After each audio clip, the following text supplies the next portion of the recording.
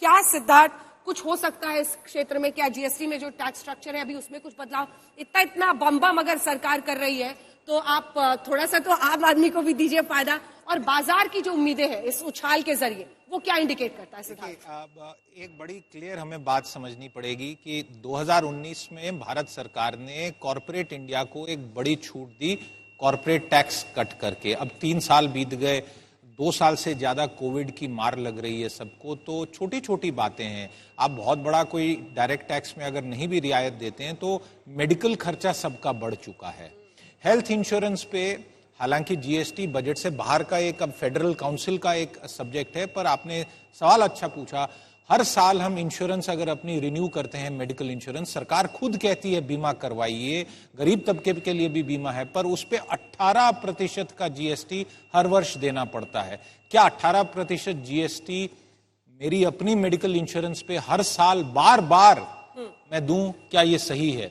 ये एक बड़ा मुद्दा है। आपने जिस और ग्राफिक्स दिखाए हैं इनमें से तकनीकी विषयों से अगर हटें तो अगर महंगाई की दर बढ़ रही है, और हम जानते हैं कि महंगाई लगभग 10% बढ़ी है ओवरऑल कोविड से के समय जनवरी 2020 से, 10% की इंक्रीज रिटेल लेवल पे बहुत बड़ा मायने रखता है।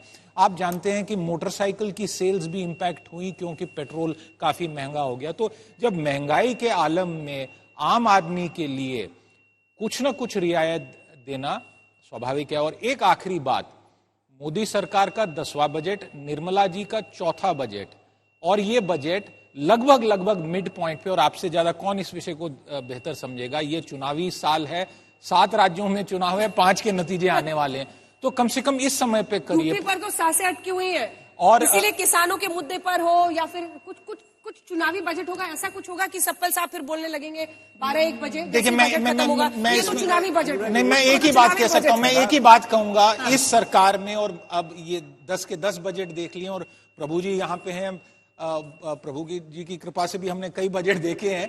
मैं आपको ये बता दूं कि इस सरकार में इंस्टेंट कॉफी का कोई मतलब प्रचलन नहीं है, और बजट और खर्चे और इकोनॉमी को लेके पूरी दुनिया ने लोगों के जेब में पैसे दिए हैं।